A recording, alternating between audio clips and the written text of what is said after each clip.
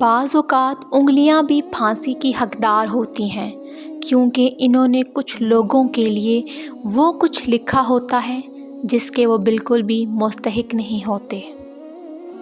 ایک غیبی اصول یہ بھی ہے کہ جو تقسیم کرو گے اسی کے تمہارے پاس فراوانی ہو جائے گی، پھر وہ دولت ہو، علم ہو، محبت ہو یا آسانیاں۔ ہمارے معاشرے کا ایک تلخ ترین پہلو ناشکری کا ہے کہ ہر چیز موجود ہے اور کہہ رہے ہیں کہ ہم تنگی میں ہیں۔ کیا ہمارے رب نے کبھی ہمیں بھوکا سلایا ہے؟ کیا کبھی ایسا ہوا کہ پہننے کو کپڑے نہیں ہیں؟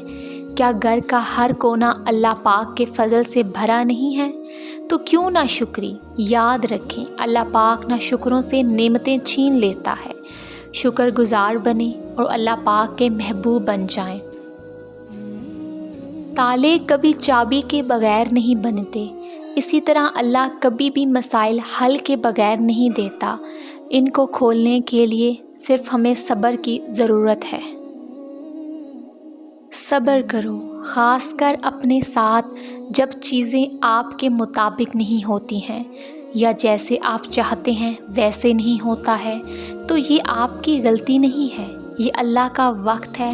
آپ صرف یقین رکھیں اللہ پر، انشاءاللہ جلد سب ٹھیک ہوگا۔